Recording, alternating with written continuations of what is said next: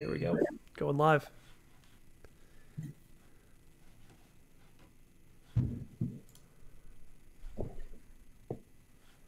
Awesome. Endless stream. Let me stop sharing. I stopped sharing. Oh, I did. Should be coming back live here in just a moment. Very cool. Tonight is a very special night for those kind of jumping into the live stream. Little impromptu. Jeremiah Snowcone reached out after killing it in the EDX course, and he just wanted to learn a little bit more about Power BI. So tonight is his night to ask questions, and maybe, I don't know, maybe he'll have some kind of comments about his journey thus far, either from Excel and Access, kind of jumping over to Power BI, what he's been up to, kind of where he's going next. So, Jeremy, I will throw it over to you to introduce yourself a little bit. I'm Jeremy. I've been riding Alex's coattails for close to 2 years now. Maybe Longer. 3. Longer. I think I'm pushing 3.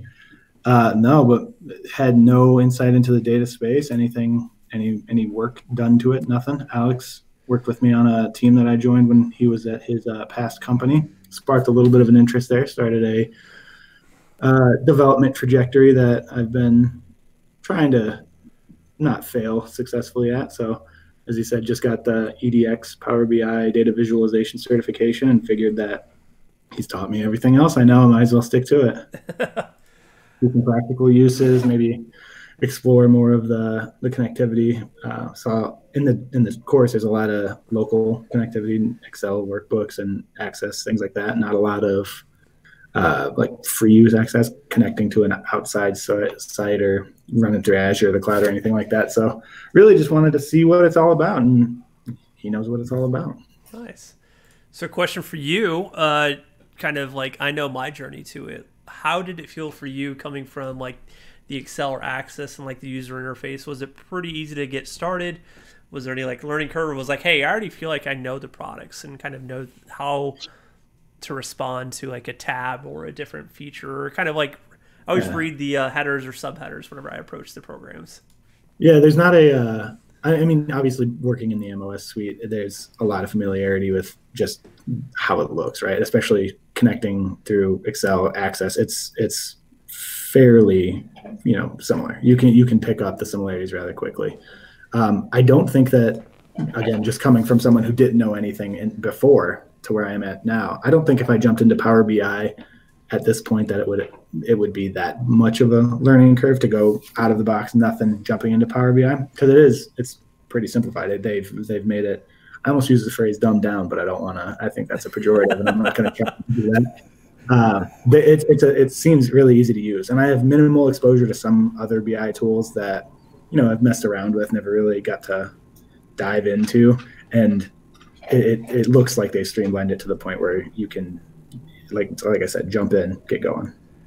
But I mean, to kind of their credit, like the reason why the popularity is starting to take off and all these different things is simply because like they wanted to ensure that like the Excel powered user was able to jump right in, because they're honestly gonna be like the champions of the product. Like the people who are like I'm seeing a lot of the DBAs, like they're being forced to use a visualization tool, and they've been more of the traditional like I'm just gonna create a flat report, just a query out of a SQL database, export it to a an Excel file or a CSV, and that's how you consume your information. That was our job before. That was what It we did. was, yeah, 100%. So now that it's like you're no longer just doing this like one data extract thing, they're also wanting you to get a little bit more involved with like the whole storytelling Yeah. And aspect. I think for people that are already fulfilling that Doing role, this like it's one, going to make it an easier sell if they're looking to transition. Like from the way they're currently doing things, moving into a Power BI space, the relative ease of the whole product, it makes it seem like if you're trying to push that business case, it's part of the hard part's already done for you. You can just show them and see how easy it is to jump into and actually use.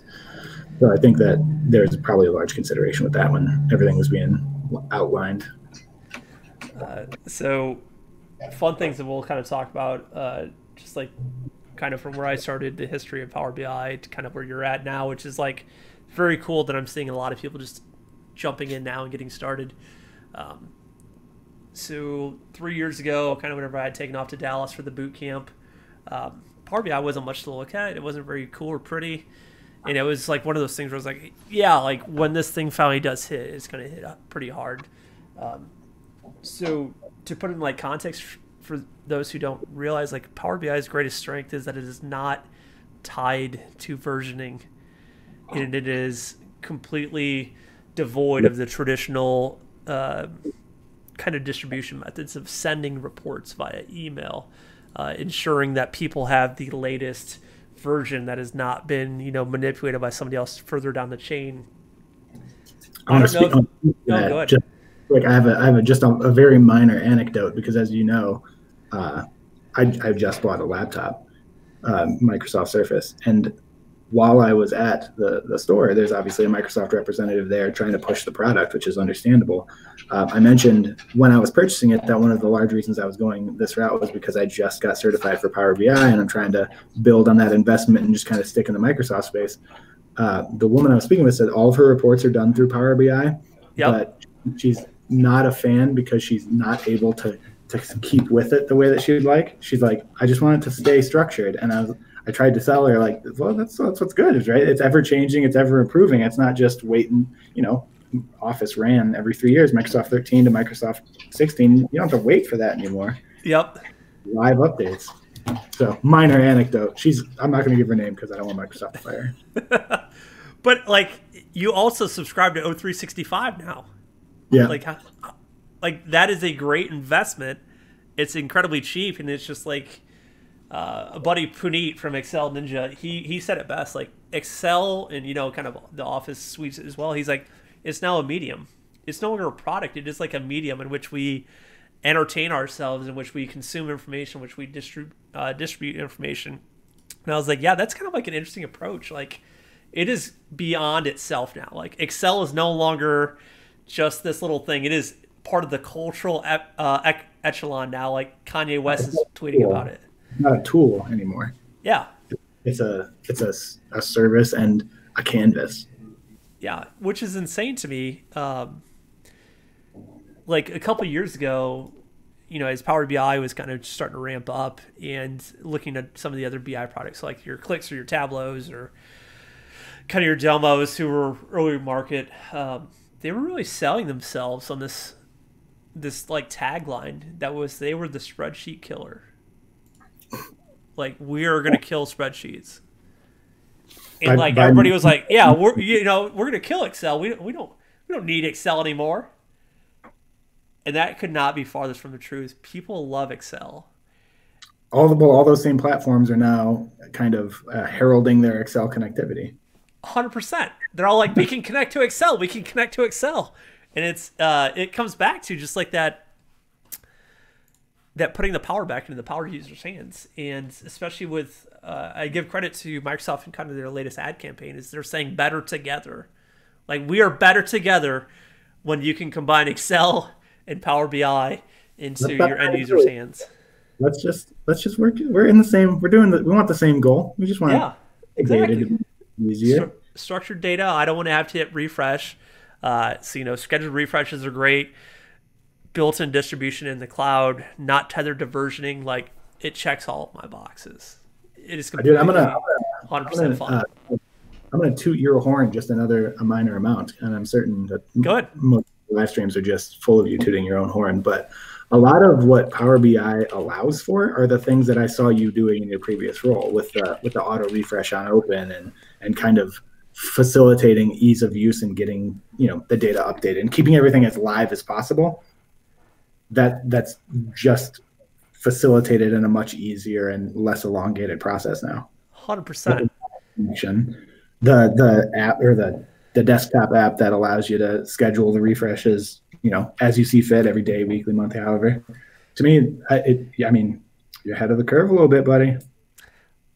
All right, so I'll come back to that awesome kind of like thing right there, because whenever I brought these ideas back to our team or you, kind of as like the paraprofessionals, like the juniors coming up, like I had to sell it. I had to really sell like the future of the program, and a lot of people didn't see it. I mean, a lot of people They didn't still want don't to. see it. Like people don't know. Like I tell everyone the the boom of like the Power BI. Like I tell everyone I can't squeeze my fingers together hard enough. I would be literally bleeding. That is how little Power BI has actually entered the marketplace in comparison with Excel, which is like out here. Yeah. I'm I'm trying to push my fingers together as hard as I can to show how much Power BI is literally how far they've actually distributed. It is Yeah. extremely small, I got extremely that. small. I got to have. I apologize. I got to have a discussion with my a different mentor. Actually, just Monday. He's in from Dallas. He came out here and he was talking in his area. They are trying to acquire a license for Tableau, and I just because I had just finished the certification, I was able to fully, elaborate on the service differences between Power BI and Tableau and why all of what we're using is already, MOS enabled. Might as Yep. well stick with the program. There's no reason to not, like, especially when you have those lateral users, those people who are so embedded in doing the reporting and the development the way they have in Excel. You jump to something that they're unfamiliar with, looks entirely different. Just that's going to be another learning curve you're going to have to account for. He was talking about in his area they are trying to acquire a company for suite of products just because I had just finished. Sorry about the dog. Ah, no, you're fine. I was getting some delay here on my end too. Yeah, so I mean, that's like the interesting aspect is like everybody would always say we can integrate with your existing Microsoft products or we can sit alongside of them. Where like Power BI is like literally we can sit in them. Like Azure Active Directory, like your single sign-on, we already have that over here. Yeah. In terms of like the row level security and some of the more dynamic features that tie right back to Active Directory or your kind of your Office licenses, right there. For an IT infrastructure, their biggest sales pitch is literally they are like, we want to continue to use Microsoft products because they work seamlessly together across the ecosystem, as opposed to bringing something new in. Yeah, in terms of launching the tool in a business space, they've removed all of the hurdles that would generally caution you from being like, well, now we have to, like you said, incorporate all of our previous memberships or permissions or anything like that, and we're already comfortable with Excel. How are we going to work it into this new unknown tool? Yeah, They made it as easy as they could. And I'm not even drinking the Kool-Aid as much as you are. I'm just interested. I know, and like I still, man, like I have my own problems with like the Power BI. Like it's about to be rough here pretty soon for a lot of people, and only because I think some of the features that are coming down the roadmap are like really, really useful. And the part that people are going to struggle with is the licensing, which is pretty complex and difficult. It's another opportunity to specialize in the tool itself, right? Just gonna be, I know I can manage the licenses. That's gonna be my position. So a lot of it's going to come back to capacity management, and I'm trying to pull up a page here in my own Office 365 admin. It seems like it's just having a hell of a time here. Come on. So a lot of the cool features, people are like, yeah, I really want to do the machine learning. I want to have like data flows. I want to have shared entities across my entire organization. All this stuff sounds awesome, and I only have to pay $9.99 a month for the pro license. Sounds great, right? Simple. Like a BI tool for $10 a month. Woo! Like sign me up. That sounds great. The gap is about to be very real. So between that Power BI Pro license to kind of get your fix to more premium capacity. So like the lowest one is going to be $5,000 a month, and then the highest plan is $80,000 a month. A business level, right? That would be an enterprise level. But for like the audience that was bought into it right now, it is a lot of like small to medium sized businesses, and they have their one Excel guy in the corner who's championing this product because all those things we just talked about. And he's like, this is great. I don't have to send things anymore. I don't have to distribute things anymore. Like, I can do more because all this other stuff is automated and taken care of for me. Then it's more development, and then Power BI takes care of the distribution, everything like that. You just make it work. And you set it. But now that's going to be a larger out-of-pocket expense for these small. Well, the small guys, the medium-sized shops, like the tipping point on when it would be advantageous to get a premium capacity, with that being $5,000, like you need 500 people. Yeah. So a small office, you might have 30 or 40 people there, kind of. It's going to be justify the license that you're paying for at that point. It's going to be harder to say, well, cost benefit. We're paying $5,000 for what, 50 reports? Like, is there really the actual need for that? Because at that point, I see what you're saying. It's going to just pay the dude to make it the way he did before Power BI came in. Because then you're just paying him the same anyway. Yeah, but I'll be the devil's in the details. Like, Gary or Janine, our reporting guru or gal, I don't know the kind of female term for a guru, unless it's the same here. But let's say like a competent analyst is coming in at like, I don't know, 65 a year in salary. Probably. Like just like competent. I'm not talking like the best person in your entire area, or even like a Joe Schmo off the street could be like coming in at 40, 45 or something like that. Like what is the gap between that and the $60,000 license a year? So 5,000 a month times 12 is 60. So I guess what are the added privileges of going up the cost chain there? So from your 5,000 per year to your 10, your 15, what ultimately is increasing the cost? Because if it's bandwidth, it's kind of bullshit.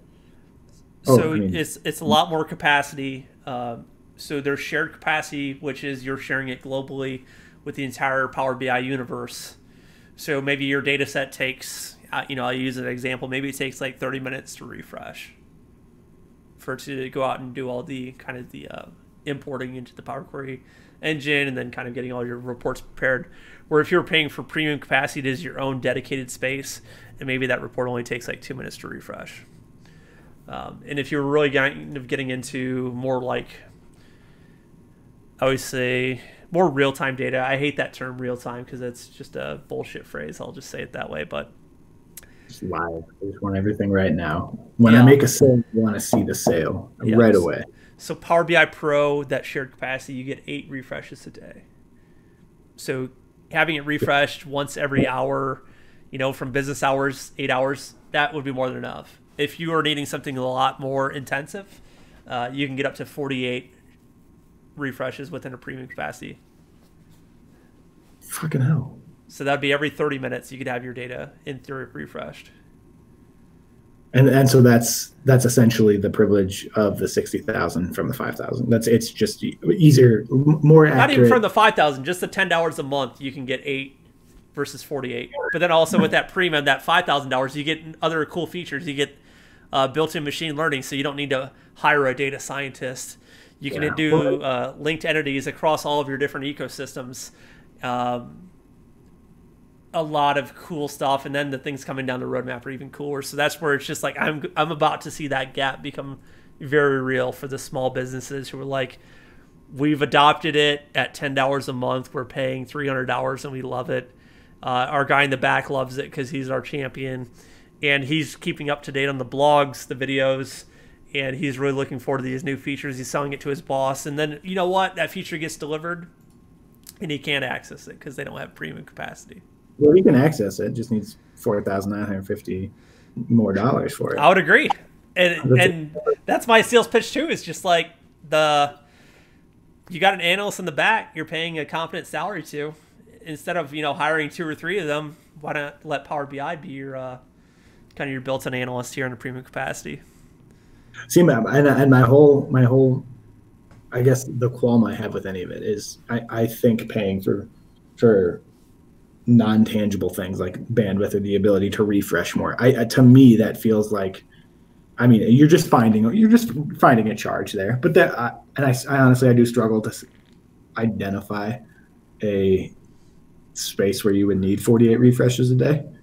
I feel like most, and again, I only have exposure to one large company, so I feel like most of the time they're good with one, two, or three. Like you got your morning, you got your middle if you need it, and then you got your end of the day to make sure you're logged. Everything's kind of pushed at the end. I don't know that there's a large enough space to allow for, I don't know, maybe the market's huge for people who want Yeah, you could.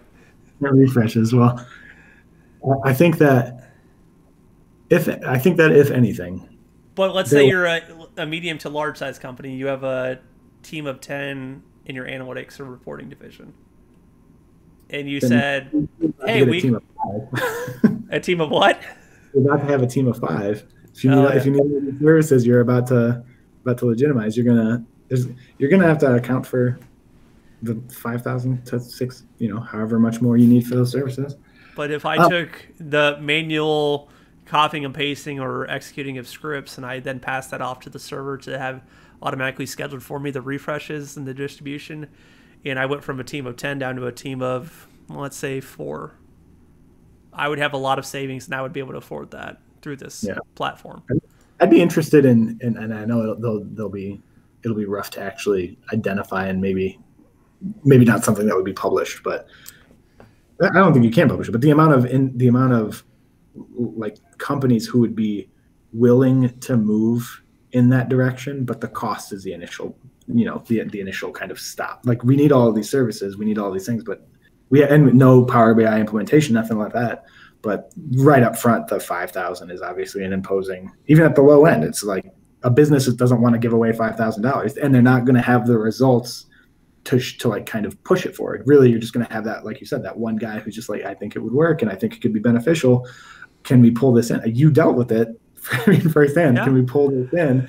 I mean, the resources we had, they could have been astronomical, but you still had hoops and hoops and hoops, and you had to prove it every step of the way. And now you have a smaller company and one guy trying to go through that same level when, it very could help reduce their output, their end cost. But you got to, the first step is selling on that $5,000 bill that you got to pay right up front. So I see like that's the struggle that I'm seeing fast approaching, and like, is it good or is it bad? Because the enterprise adoption of Power BI is starting to take off. So like right now, it doesn't have a lot of enterprise features in terms of like administration and just overall governance. They're trying to tackle that this year to ensure that all of their massive companies can take on this product. So the concern there for me is just like these small to medium people that are championing it, like they're about to be pushed out of the game. And what will that look like from an adoption standpoint? Because if everybody's not in the product, then everybody's not trying to push that product forward. But if you're collecting the largest checks, then obviously you're keeping people happy. So it is a difficult balance. Yeah, and you got to think, your sales pitch is going to be easier to someone on a lower level, right? One person in a Fortune 50 company isn't going to make much noise. If you have a person who they're into it, they're using it daily for whatever they're doing outside of work, they're going to have a much larger challenge getting an entire corporation to buy into that. And granted, a corporation can front the bill. Yeah. But you got one person in a sea of 50,000. That's nothing compared to the smaller middle range, who 5 people, very reliable people, already trusted in the company because there's only 15 of them. Why not make it easier to facilitate a transition on a low level? Because then that's word of mouth. I mean, that's free advertising in a way. Yeah, I mean they're about to be pushed out of the market. So when we're like looking at cultural adoption, like we want to see that peak, and I feel like we're like right here. And it's about to tank, and I don't know what the come up looks like from there. They still have an extremely cheap product in terms of like licensing to get started in the Power BI Pro. I mean, you could do a lot, like we kind of talked about. Like if you don't need 8 refreshes and your boss is happy, that you scheduled a batch thing that takes an hour to complete, and he can sit down at his desk and, you know, drink a coffee. Good is good enough for him. Like, you're not going to have the cool bells and whistles, but good is good enough. And that's as far as they'll ever take it. So in terms of like adoption from the initial to the next thing, it might not be there for some people. I'm sure they've had to account for that in some way. They've had to be aware that they're going to ostracize a little bit of their market just by adding any level. I mean, when you get someone used to a certain rate, I mean, look at every time Netflix increases by $2 a month, people go crazy. Yeah. So you got people already used to something, a service at a reasonable cost, and then that's a big jump too. Yep. Right. Before we jump in, let's start doing real. Yeah. So let's get ready to. I'm gonna grab another one. Do it.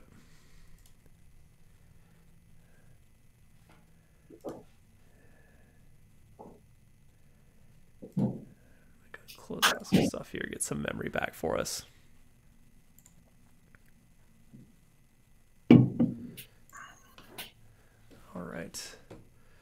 We're going to jump into our desktop here and Power BI desktop.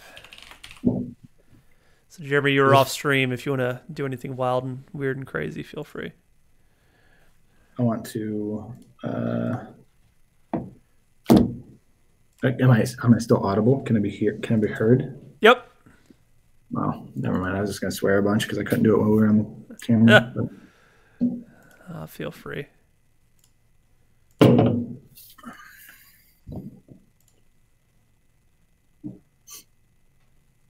Are you just getting your desktop set up to share? Yep. And then I'm getting my camera going here too. Cool. And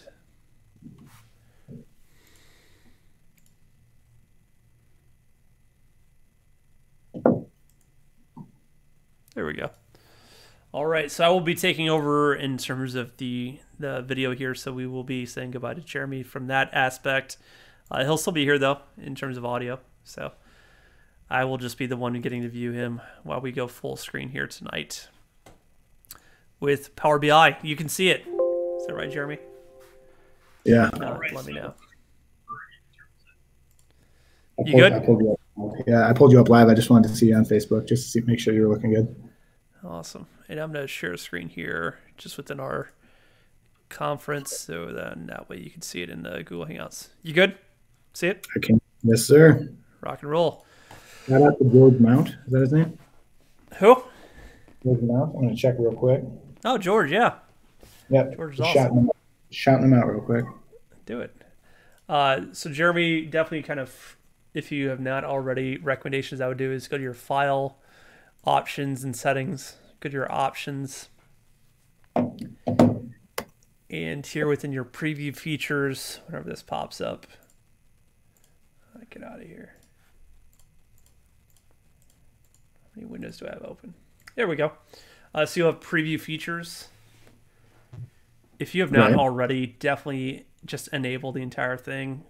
Just with them continuously doing the incremental updates, like just stay on top of it.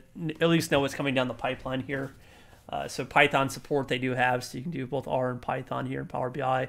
M and IntelliSense, I'm a huge M fan, so I love the fact that it now feels like writing an Excel formula. It starts pre-finishing what you're trying to do, and then it also will kind of display the arguments for you. Some new filter experience, which is this filter pane, which is pretty awesome. Oh, excuse me. Whenever that goes into full production, it'll really take back a lot of your canvas. So then instead of, having to drag and drop, a different field on your canvas, set it as a slicer visual, you can now just do it here in one single pane, and that it looks really sharp too. Q&A from Live Connect, so that would be where you're connecting to like a Power BI data set up in the cloud service. You could then start doing your natural language querying there.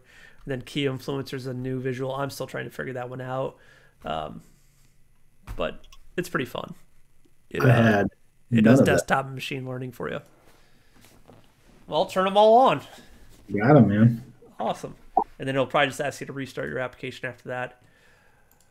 And Power Query Editor in the options there, definitely just click on display the formula bar if you have not already done that. That is just number one, day one. Always do that. Some different things I can kind of talk about here within the data load options. There is parallel processing, parallel loading of tables. Execute and load multiple queries in parallel. This will typically reduce the time to load multiple tables, but it can occasionally degrade server performance or reliability. So what does this kind of setting mean? It means that it sends all of your queries at once. So if you were pointing it against a server and you were maybe dealing with some latency issues or just response times, you can turn this setting off, and then it will only execute one query at a time. So it finishes the first one, moves on to number 2, moves on to number 3, etc. Oh, I'm sorry, go ahead. It stacks them a little bit, so you're not trying to get everything simultaneously. It kind of organizes everything a little bit easier for you. Yep, so it doesn't put as much performance against the server if you are having issues. But obviously, if you're doing like flat files from like an Excel file or a text or CSV, yeah, it's kind of might as well just load them all at once. Either way, it's going to be painful. So as long as you have all that good, you're rocking and rolling.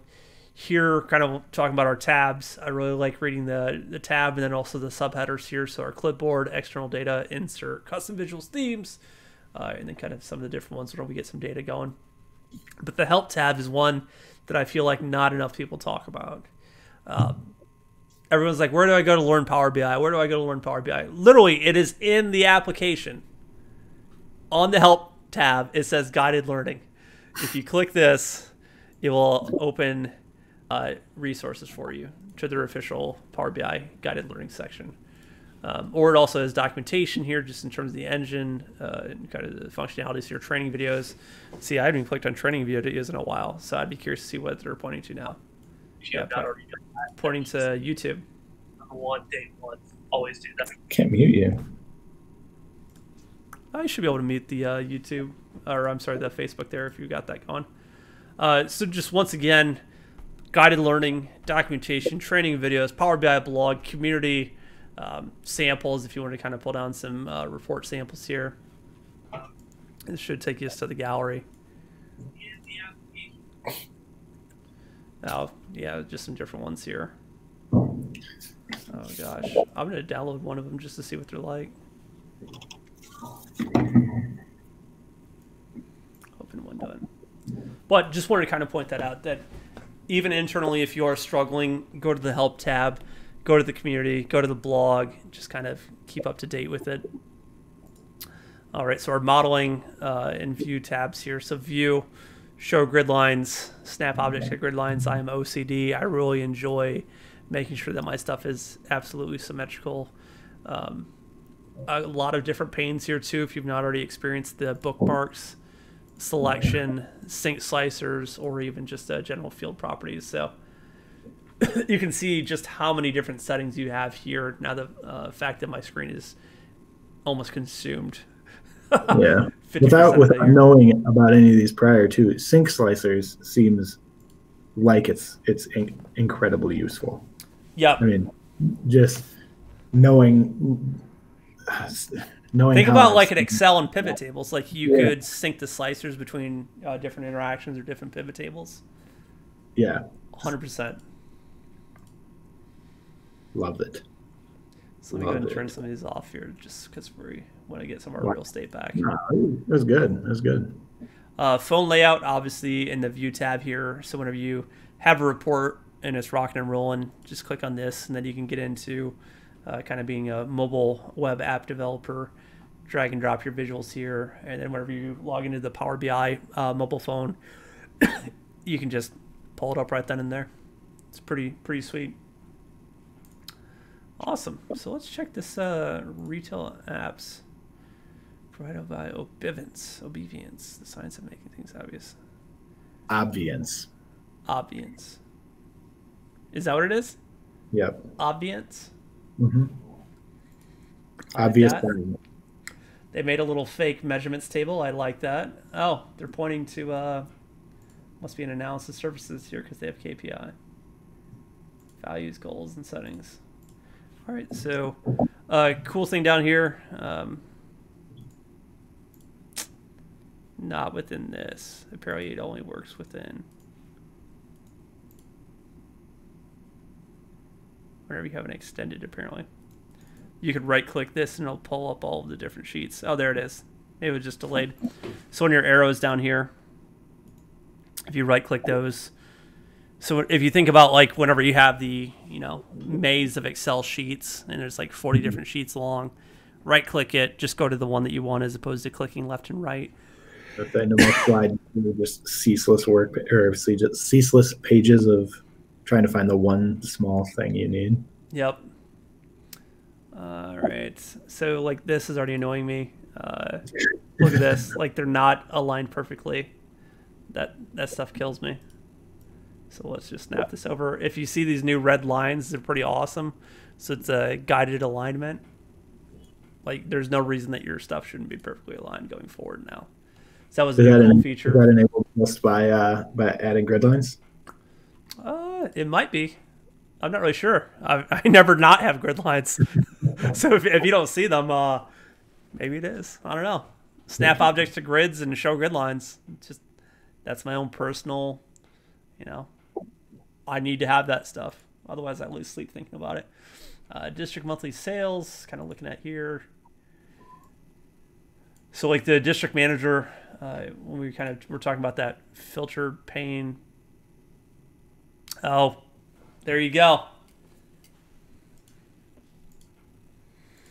There you go. All right, so let me talk about something here. So we downloaded this from the website. Right here. Yeah. .pbix. So the metadata stored within the PBIX, it does still have the versioning of when that Power BI file was created.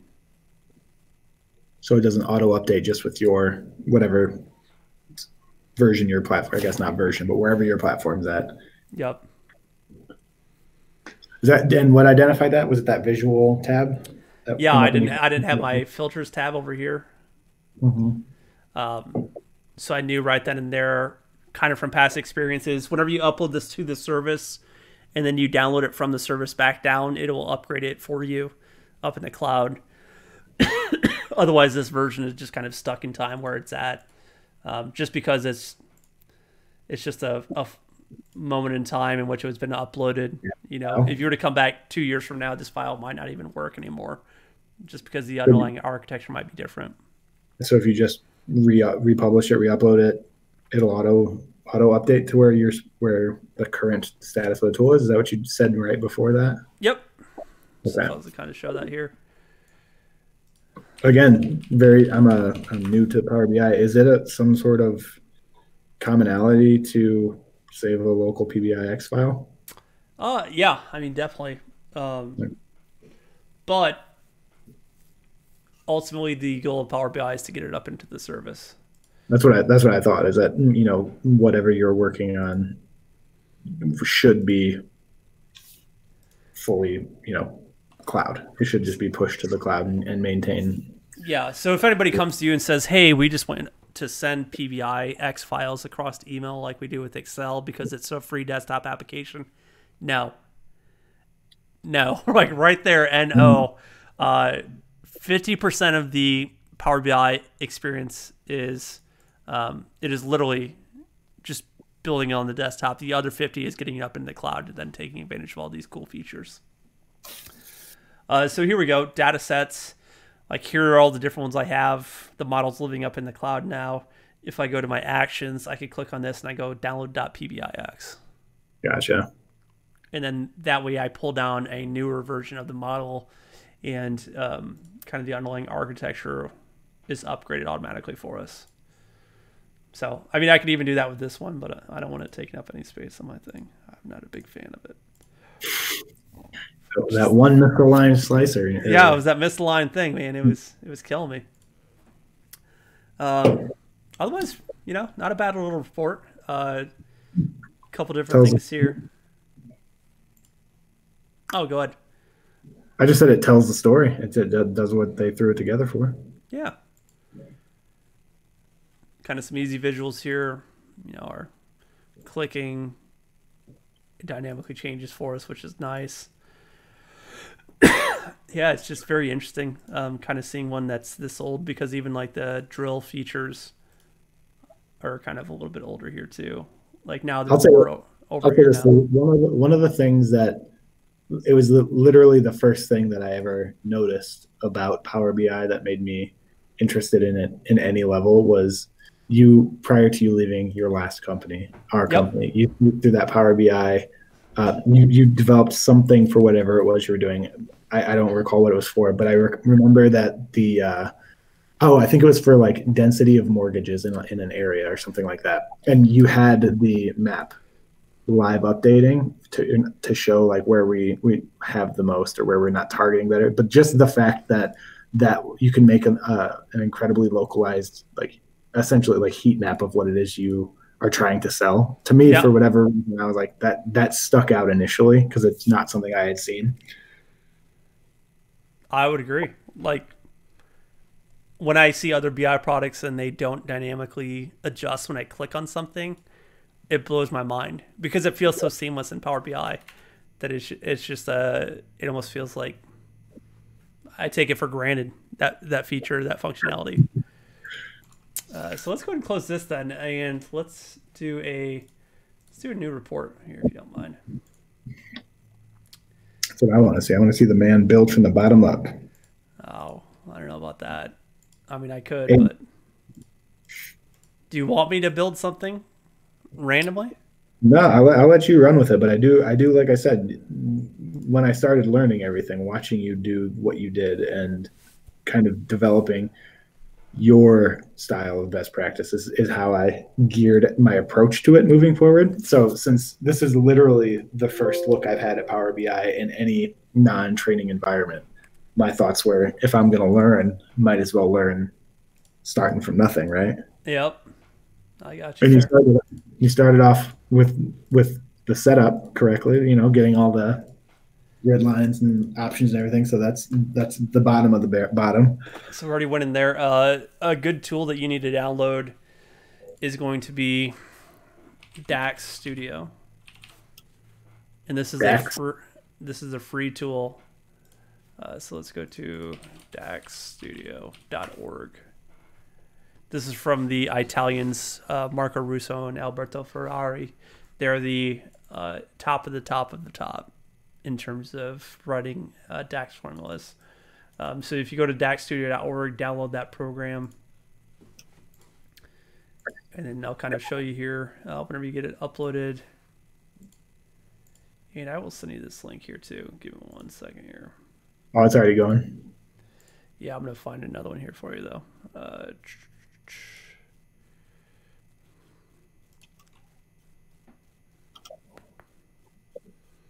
Sessions. I'm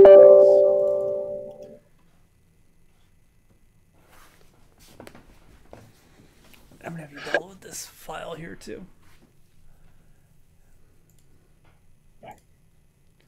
Come on, PowerPoint 365.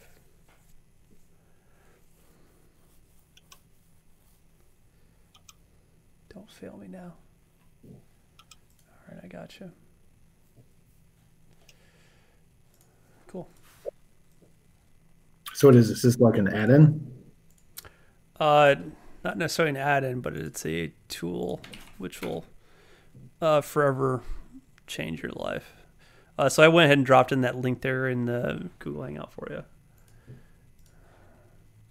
And go to that web link, and then it should take you just to my kind of my OneDrive, and then you can download this sales demo report that I have pulled up right now.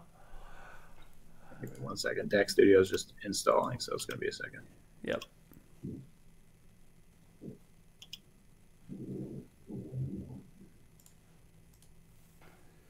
Don't save.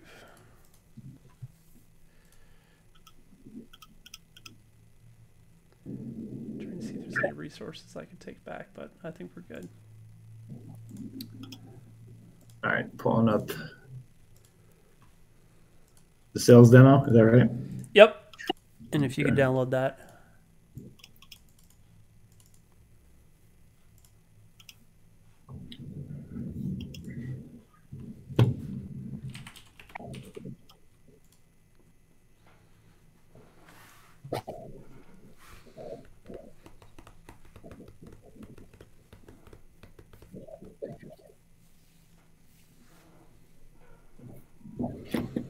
And then whenever you download that sales demo, go ahead and open that up too in Power BI.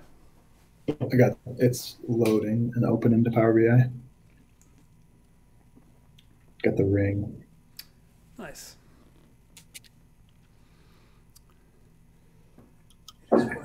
It's working. It is working.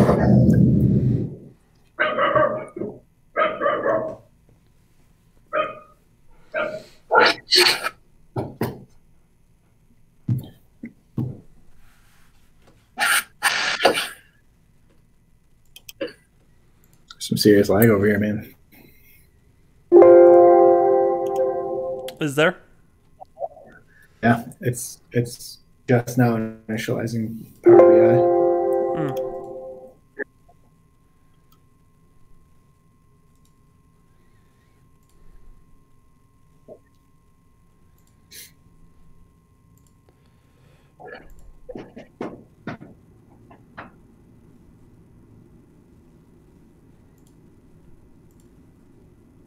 All right.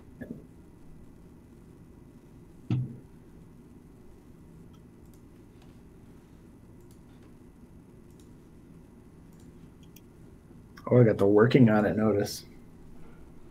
What's working on it? It's a little pop that it shows whenever it's Power BI is trying to load everything through. Oh, nice. It literally just says working on it.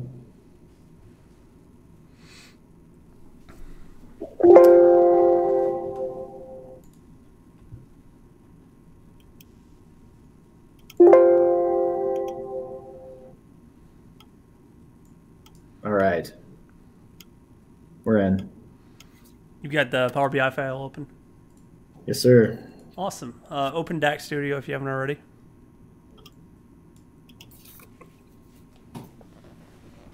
Opening DAX Studio.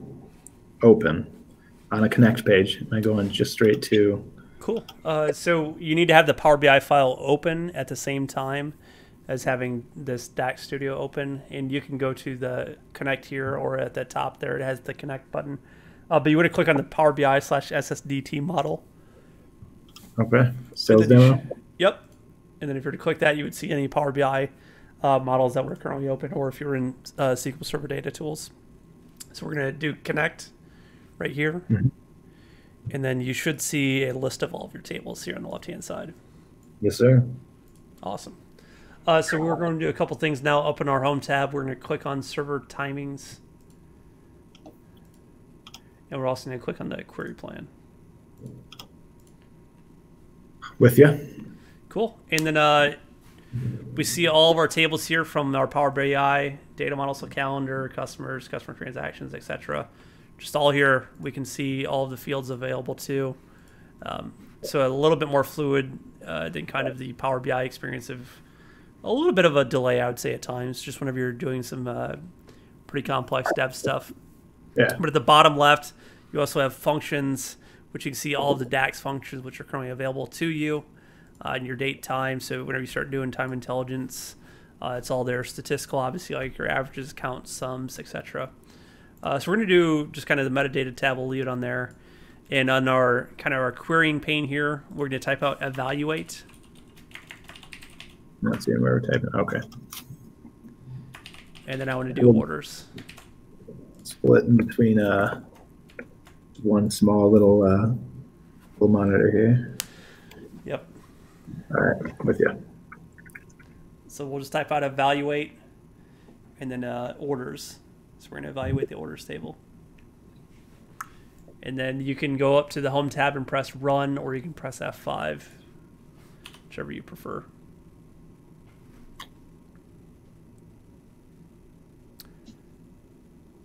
Jump over the results. Yep. There. So you can think of this in terms of like a select star from orders table, in terms of like SQL land is how I always describe it. So DAX is both a querying language and a formula language. So it's a hybrid of the two. And if you were to go over to your server timings here, is it going to give us anything? Yep. If you run it again on the server timings tab, if it doesn't have anything populated, and it just lost it. Come on. 31. There we go. And it'll show the actual SQL statement that well, mine keeps disappearing. But it'll show the actual SQL that it's been translated to. So DAX then goes to the actual engine, so the X velocity, and it translates it into SQL down to the database or kind of your internal data model. So like your local Excel files or text files, etc., they all get stored locally into that Power BI file's internal memory. So just a weird, fun tool. Whenever you start doing like evaluate, open curly, you can do a sum of orders, and you could do, no, let's just do customer ID. We'll do actually a count of. Oh, actually distinct count. Let's do that. So I don't know if you can see this on your screen if you wanted to pop over to the stream. Well, what I'm taking away from this initially is that all that time where I would mess up square brackets when I'm trying to refer to a table and put the curly in, it's going to come in handy now. It's going to be a boon. You should be writing all of your DAX here in DAX Studio, and then whenever you've kind of finalized your measures, copy and paste them over into Excel. And then it also has this really awesome format query up here. So even if I was to do like, let's do evaluate, let's do a calculate, let's do a sum of customer transactions. We're going to do outstanding balance. Just scroll out here a little bit. No DAX experience. Are the spaces in between everything is that just the syntax, or is that formatting that you're doing to make sure that it looks nicer? Nothing. Yeah. I mean, even mine is not going to be pretty. We're going to do something fun here. And I'm going to do customers for states, Providence code equals Missouri. Yeah. So I can actually do right up here, if I copy this format query, if you've not been using DAX formatter, it's basically makes it so your measures don't look like one long Excel formula. You know how they're just that constant string of text and crazy crap that you're like, I have no idea what this is doing. So if I was to kind of take us back into Excel land here, right? Like that's traditionally how an Excel formula feels, just one long string. What they will do is they will go ahead and format that query for me. So right when I click that button, they made it look pretty. I got a query batch completed with errors already. Yep. So I'm going to go ahead and run this right there. Single value return. That's what I'm using these curly braces for. Just so I can return a single value.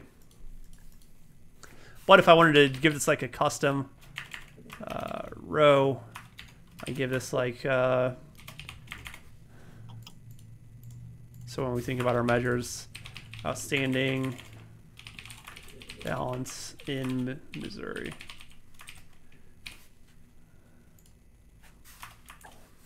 And let's see what this formatting wants to do. Format query makes it look a little prettier. Run right there. I gave it a header now. And even that I don't perfectly like, so I don't always leave it exactly how they left it, but yeah, that's just me getting weird now. But I just want to kind of show you here, this has definitely been my biggest help in writing DAX. So kind of whenever you're doing measures or more complex measures, the fact that you can actually like see the underlying tables is freaking amazing. So like evaluate, calculated table. So I'm going to bring back a table for customers where they were in the customer transactions table.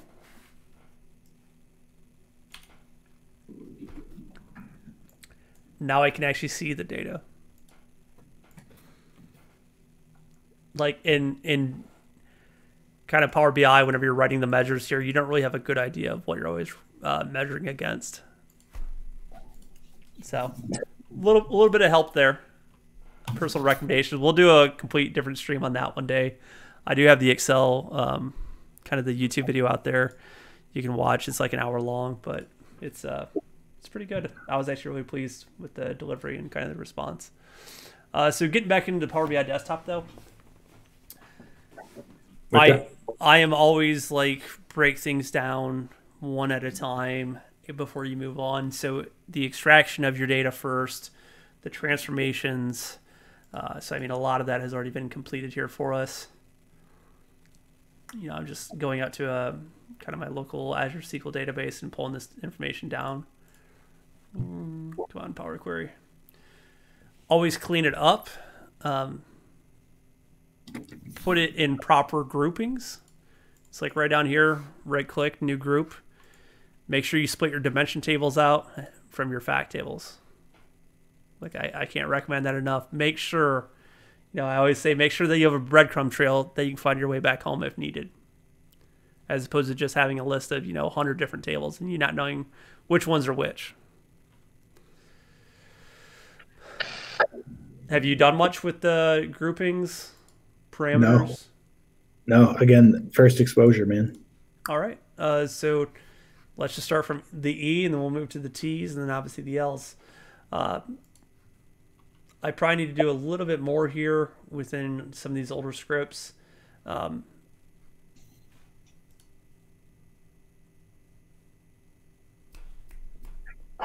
to think about how far I want to go down in the rabbit hole tonight. Just do things. Maybe not tonight, but we got time. Yep. Yep. All right. My credentials in there. Basically, we'll talk about writing SQL directly against the query or against the database as opposed to bringing it all in and then letting M do it. And we'll talk about like performance gains, about why SQL is always going to be your best friend as opposed to M. So that is like your transformation layers. I love writing M, but I also think it's incredibly slow, just from a performance standpoint. But we'll get into like more in-memory topics later. Things that I would kind of like you to take a look at. On the View tab, you have obviously your formula bar, which you can now see. We enabled that earlier. You do have column distribution, or if you wanted to turn that on, it'll give you a preview of the distinct kind of values within your first 1,000 rows. Or at the very bottom left here, you can turn that on to the entire data set. So I'm actually going to go to customers, and I'm going to go to customer name, and I'm actually going to go to the bottom here, and I'm going to click on that, and I'm going to change it from column profiling on top 1,000 to column profiling based on the entire data set. We'll let that refresh, and we'll see what gets returned. And then this will go through, and it'll kind of profile what is the cardinality of your data set. So how many unique items are there? The way that the engine is kind of built, it is 100% built around the lowest level of cardinality is the best. Like you want to have as many items repeated as possible as opposed to very distinct items throughout. And we'll talk about that kind of too, maybe in another session, but like thinking about dates and times, Jeremy. Yes. Like a date and a time together is an infinite continuous series, right? Yes. It's an infinite continuous series. Correct? Right. Yes. I'm sorry. I got like a weird error that said I was listening. No, I saw that too on mine. I think it was my Cortana. She must have heard something. But if we split our date and our time into two separate columns, if we just had time by itself, how many seconds are in a day? 14,331,000. No. No. 86,400, right? Exactly. So from essentially 0 seconds up to the 86,400, like we have a discrete series. Like we have a start and we have an end. That's all it could ever be, right? Yes. But date and time, we could have today's date. Cortana's listening to something there. No, I stopped mine. I like yelling at it every once in a while. But like we could have today's date at 2 in the morning.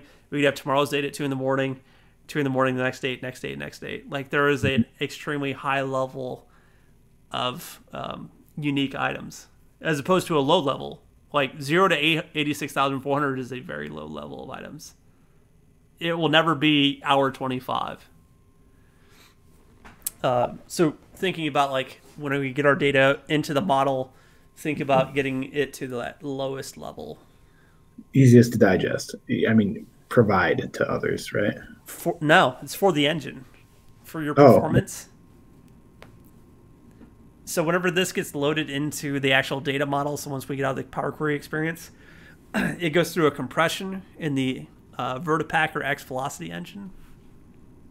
And from there, it finds the optimal sort pattern based upon the uniqueness of your data.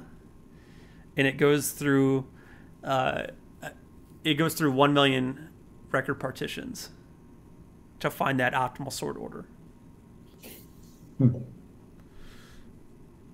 So let's say you have, I don't know. Let's think like colors or a size of a shoe. Like once it finds that pattern of, let's even do like a size of a t-shirt, like small, medium, large, extra large, extra large. Like it's going to find the optimal way to sort that very limited series of data. Right. But if you just had this massive continuous series like that date time, it's going to say, I don't really know the best sort order because you have way too much stuff in here. I don't know how to optimize this for performance. Because when people land on your report or they land on my report, I want that thing to be a rock and roll. I want it to be as fast as possible. I don't want it to be any slow, any delays, like less than 3 seconds for a response when I click on a visual. Otherwise, if it's going to take forever and people are not going to respond, positively to that experience, like I didn't do a good enough job selling the product. Waste of time. Yeah. So something to think about just whenever you're approaching kind of your data here. So thinking of 50 states, 51, our good friends down in Puerto Rico. But, once again, 1 to 51, a very low cardinality. And from there, it's going to find an optimal sort pattern based upon that. So things to keep in mind just kind of as you progress. So we're actually going to get out of the kind of the E and the T here. So the extractions, transformations is all done through the Power Query experience. If we did close and apply, we would go to load, which brings it up into our relational modeling here. So a new awesome feature that they just kind of pushed out of preview. You can now build your own custom views here in terms of the relational model. So everything here is still connected. But if we go down here to our tabs now, we can say, let's do customers. Let's call this one customers. Set up your layout. So I can grab the customers here. I can grab the customer transactions. Relationships already been built. Fantastic. Now imagine that this right here was a 400 pages, or I'm sorry, 400 tables. It would be extremely difficult to manage, right? Right.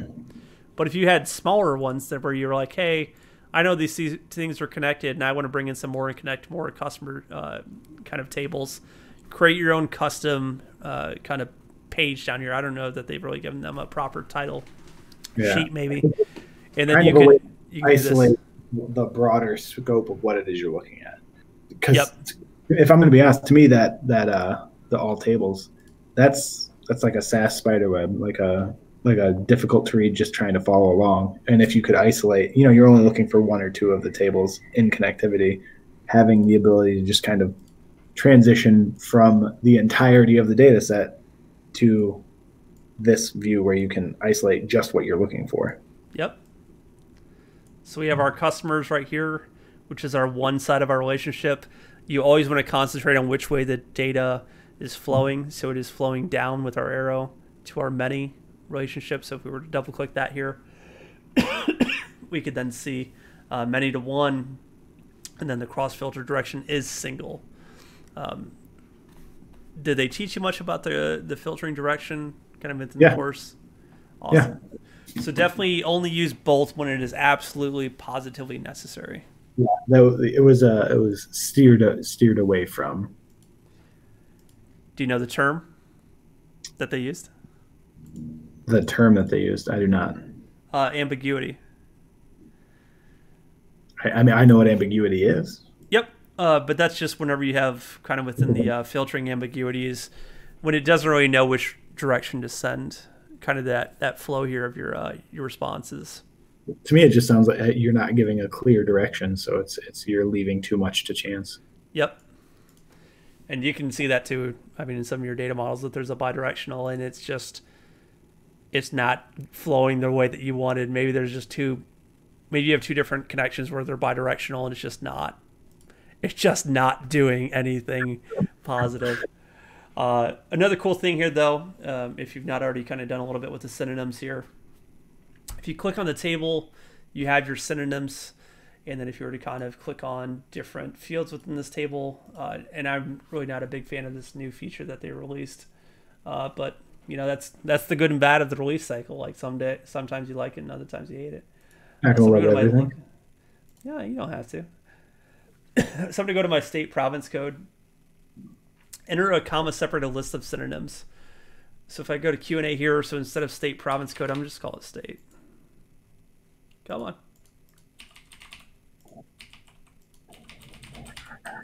Or it doesn't want to respond. Come on. They disabled it already. Well, maybe it's because I have it disabled that they're not letting me write. I just got it hidden from the report. So let me ask you this, because there was a sized section on the Q&A and the kind of self-defined terms that can be used in the Q&A. Yep. How frequently do you actually see that come up? Because to me that seems, and again, no intentional disparagement, but it seems like a relative afterthought. Like, do you find a lot of your users, or a lot for like the things you've actually developed, do you find the value of implementing your own kind of search criteria in terms of Q&A and defining your own, like, what am I looking for questions? Is that significant added value, or is that more of a, I don't want to say gimmicky thing, but is it more of a afterthought when you're actually deploying these things? In terms of your current, you currently use it. Where's the value in that? You bring up a fantastic question, and the reason why I say is,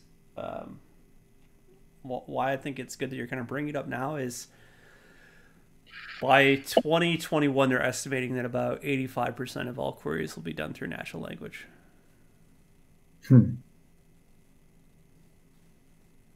So we are very early pioneers in this space of thinking about synonyms, thinking about acronyms, incorporating those into our data sets or kind of our business tools. They already have a lot of that across like search functionality within like AI features. So it could scan across your entire, think like a SharePoint platform or across all of your connected kind of ecosystem, and it can bring back that data. Or even like a did you mean type of thing. Yeah. Like there's a lot of logic that just comes with trying to assume. I was just asking because if I'm being honest, when I was running through this aspect of the training, I couldn't. To me, that seemed like an added step, if I'm being honest. But the scope, obviously, at which the end result is expected to reach, that's not something I'm quite as privy to as you. So that was really the if you build it right now, you have to teach the end user on how to use it. So keeping acknowledgments of how much, like, providing your synonyms essentially. Yep. I gotcha. But I don't like to impose like my thoughts on what things are. I always do it whenever I am listening to people in a meeting. So if within the kind of the meeting context, I'm hearing these little buzzwords, I'm writing those down. I'm trying to add those at least to the data sets, and that way I could show them the feature. And because like Power BI's greatest feature in my mind is that constant iterative improvements. And I don't want the data set to be a very static, stale report either. Like I don't want an Excel file that's been sent out for 10 years.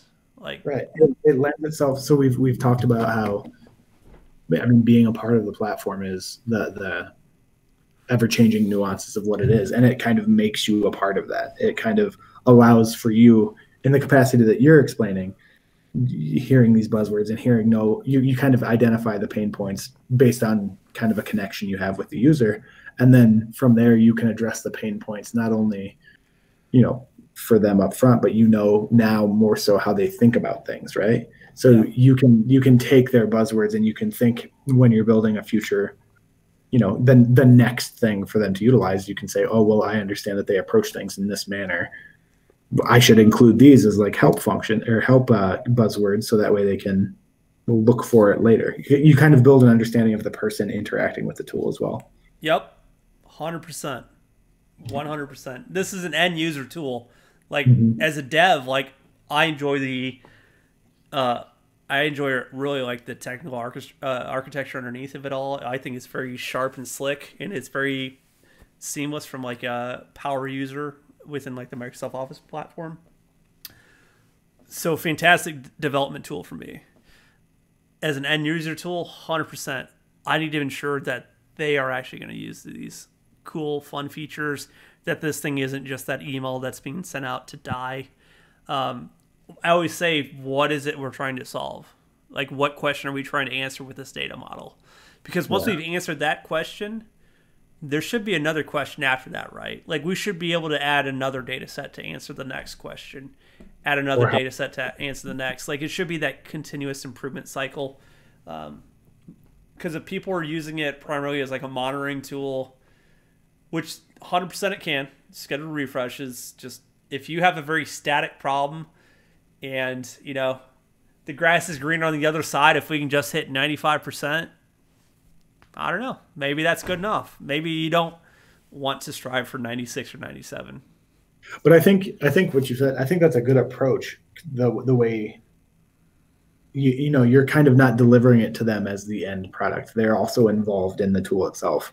Yeah. The fact, like, you're both in the same room, like, might as well make it a nice room type of thing. Like, you're building here, they're using here. It's no longer, I mean, I guess it's not entirely dissimilar from providing, the spreadsheet that they want to work off of, but at least there's like an insight into where it came from. And I don't know, I again, just retroactive or kind of countering my initial thought on the whole process, that level of you as a developer are not the only involved party in improving the usage of something, to me is of consistent and endless value. Yep. I'm going to show you, like, right here. This is when I was down at that Power BI, or I'm sorry, just like that data boot camp, and they kind of showed Power BI. It was just that right there. I mean, if I drop this on a canvas and I show, Could you make this a pie chart, please? No, you're not getting that. So if I did that, come on, axis, values, already.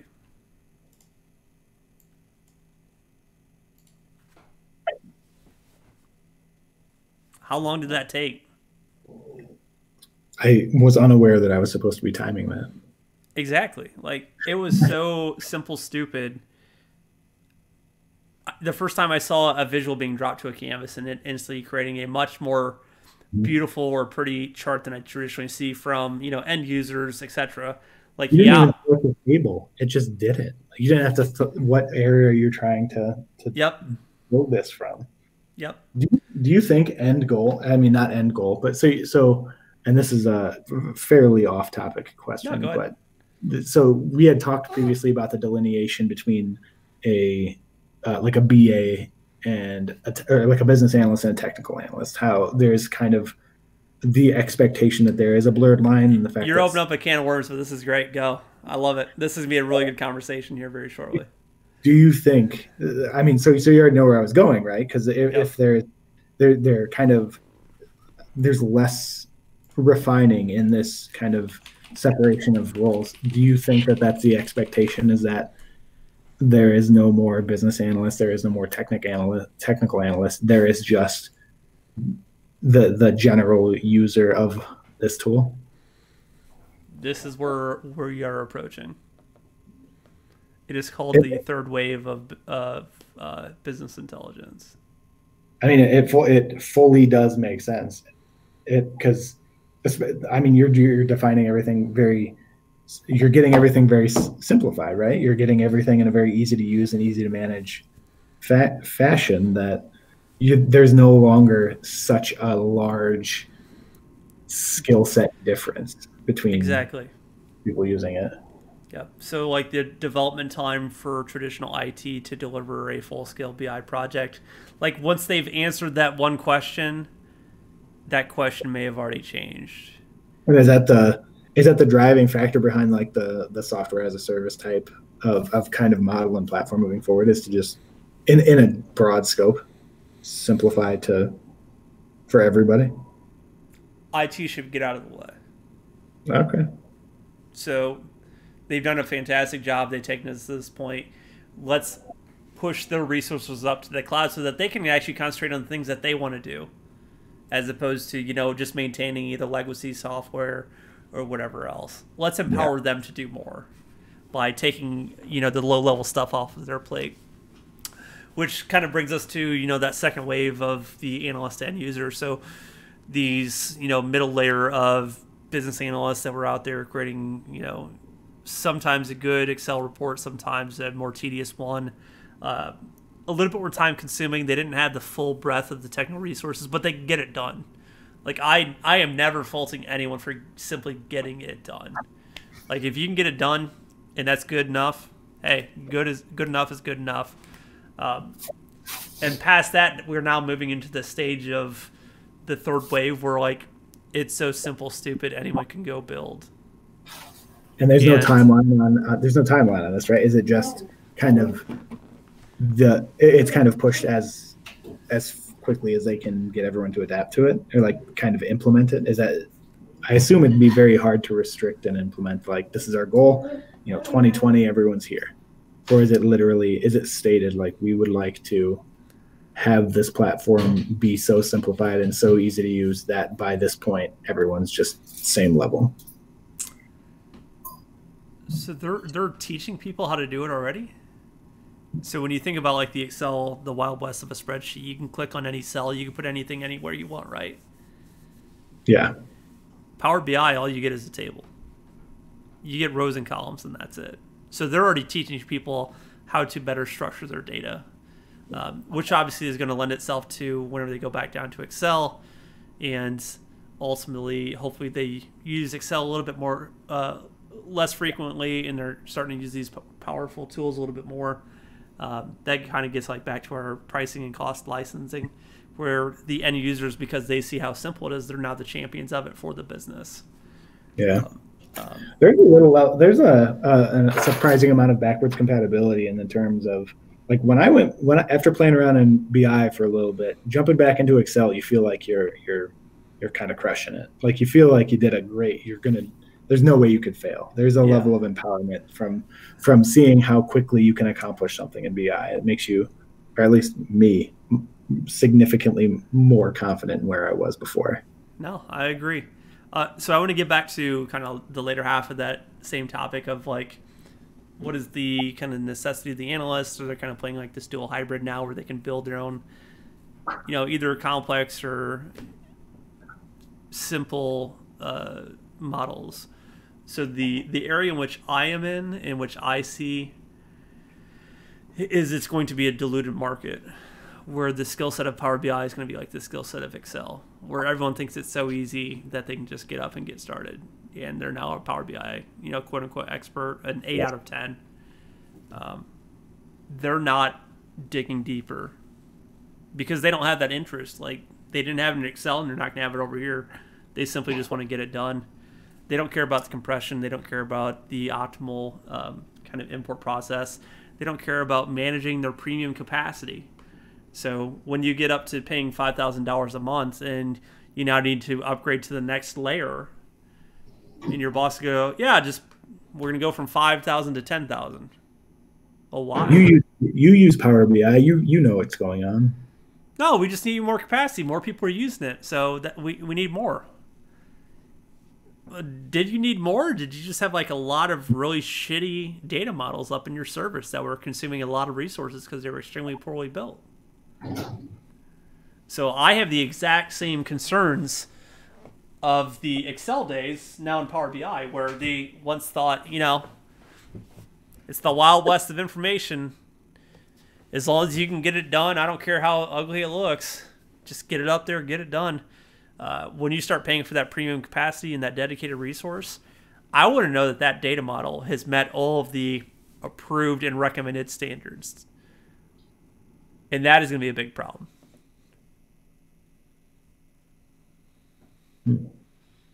So businesses will be paying, $5,000 a month, or they'll be paying $80,000 a month because they need to increase their premium capacity to deal with very inefficient data models. I mean, but that's kind of dream environment for Microsoft, right? You got a bunch of companies underutilizing the tools they're already paying for, thinking they need to pay a little bit more to make sure they can get a little bit more when all they have to do is get fine. I mean, and I'll speak again to my own personal experience. You were in the interview where I expressed confidence in my skill set, and I just looked like a jackass. Yeah, I'll take that. It's gonna be the same. It's gonna be the same. But you're hungry now, aren't you? What's that? You're hungry now. I mean, yeah. You can do all this stuff. You're the only one holding yourself back from taking the bigger leap. Oh, for sure. And no. I'm speaking to at the time when I was just brazenly confident in my Excel skills because I knew just intro level Excel shit.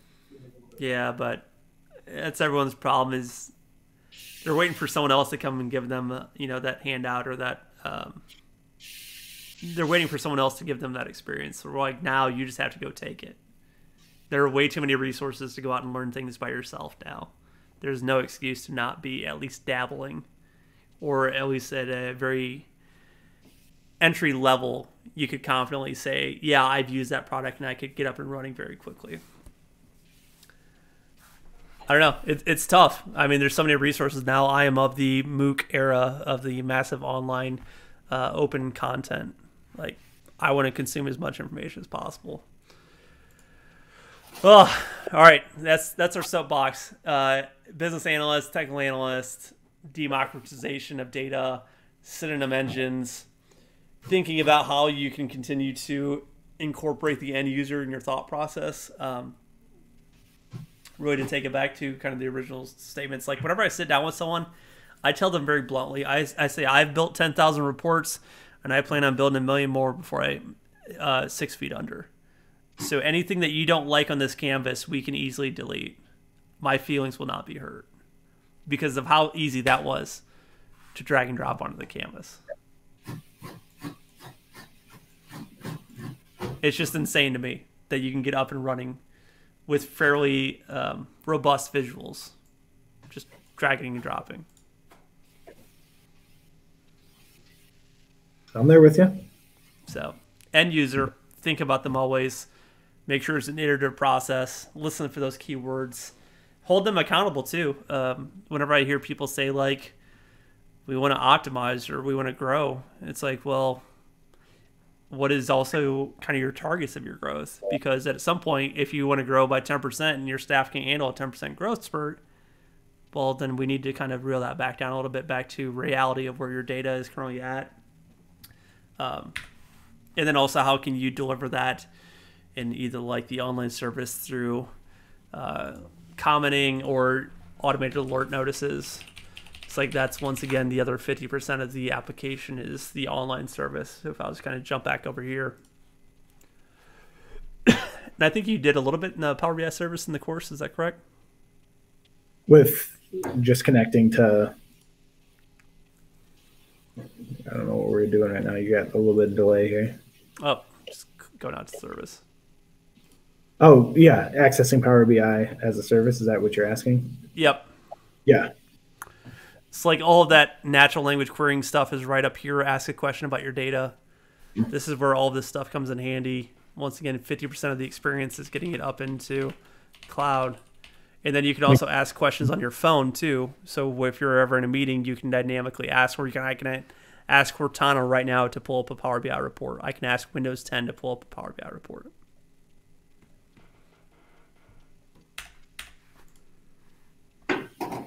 So 2021, 85% of queries will be sent by natural language. Not too far ahead in the future here. But once again, it kind of comes back to being a collaborative platform. So if I go here and click on a visual, add a comment, I can now add people in my tenant, which unfortunately is just myself. So if you had that Active Directory, like your Skype, you could instantly tag people and say, hey, great looking results this month. This will tag me. Kind of get a notice here within the Power BI service. I'll also get an email to my records, so my email address, and it is a 100% collaborative tool once it's up in the service. You want people to use it that way. Yeah, it's designed to be the one-stop shop as well. Like this is where you go. This is that type of thing.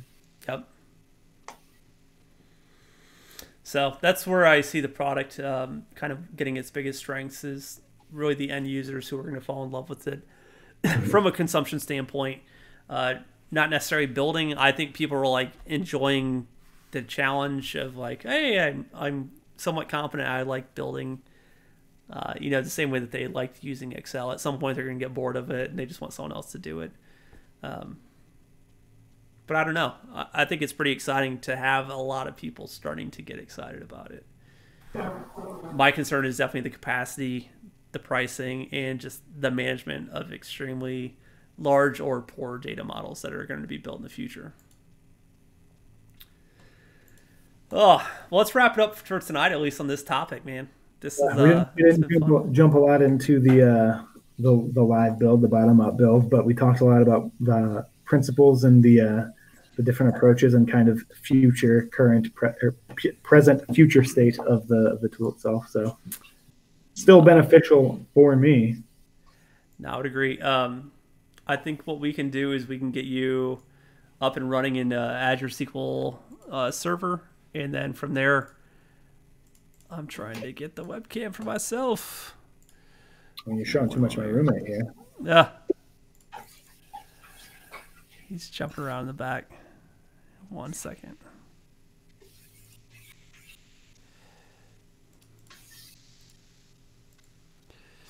There we go. Do I have it? Do I have it? No. Oh, screen sharing. There we go. I was like, why am I seeing like a repeated? And I'm going to do desktop only. Awesome. Next time, let's connect to a database up in the cloud for you. I wanted to get you off of text files and Excel files. Only because that's great and like the tutorials require you to do it, but I want you to start looking at a little bit more of that optimization piece that I'm talking about. And then obviously just kind of bolster your own SQL skills. That'll be the extraction and transformation. We'll maybe just like spend a night on that if you'd like.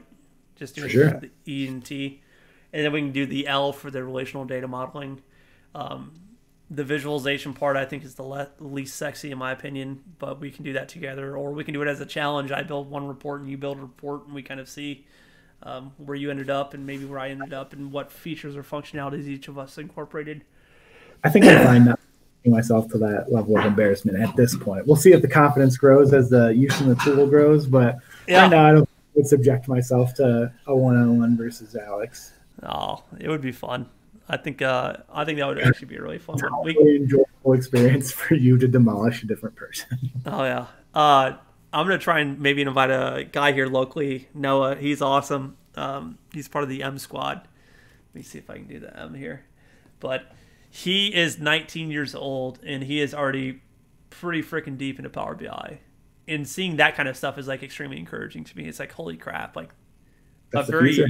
yeah, like even the local Microsoft office has been doing some kind of like out in the community events, or like Girls Who Code Day or something like that. They're having girls like between the ages of 6 to 10 building Power BI reports. Insane. Like, because we dragged and dropped that visual, it was so freaking easy. Like, there's going to be so many wins in the future. And once again, this is the current adoption of Power BI. Not even seen it. And I'm telling you this from someone who's like deeply involved within the community and even kind of at a global level with the current project I'm working with. Not even seen it. Insane. I'm there. I'm a little behind the curve here, but I see it. I don't. Yeah. This was me. I like that. Yeah. So if you start, seeing the job boards, and I've kind of been watching those too, just like this week there's 2 new Power BI positions. Next week there might be 4. Next week there's going to be 10, because I was watching 2 years ago and there was like 1 every 1 to 2 months. Even last year it was like maybe 3 a month. Now it's like consistently 2 we did to 4. that quick search before we jumped on. Yeah. And you're going to see that list continue to grow. Yep. So it's crazy. But I'm going to go ahead and sign off here in the stream. Jeremy, definitely thank you for kind of stopping in here. Obviously, a mentee I've always been extremely proud of. You've always taken the next step. The completion of the EDX thing, I think, was something that you had to do. Like, that is an extremely good course. And I tell everyone starting out in their journey, just start with the EDX course at the very least. And it's a broad understanding, man. It lets you know what the platform can do, and it's similar to learning. When I learned Excel, I thought I knew what I was talking about, but it's one of those things that it opens the doors. It gets your baseline knowledge there, but it also kind of lends itself to letting you know what else is out there, because there's so much that they reference that they never elaborate on. The trainers just, well, I'm just going to do this real quick. It's not important what you're doing, but you can. So there's a large, I think probably strategically they left a lot of information just hanging on the wire, so that way people would go explore it a little bit more. Honestly, they could have done something even within the videos that is outdated in 2 to 3 months, or made simpler. And it's an unreasonable expectation that they keep that as up to date as they're keeping the tool. There is no way they would be able to maintain that level of training. Oh yeah. All right. Well, then we are jumping off here. I appreciate everyone whoever tuned in tonight, enjoyed on the post stream. Leave your thoughts. If you hated anything we said tonight, sorry. It's just it's our opinion. Let's take it as it is. Yeah, they'll be all right. I'm not too worried about them. All right. Appreciate it. Thanks again, guys. Bye now. Bye.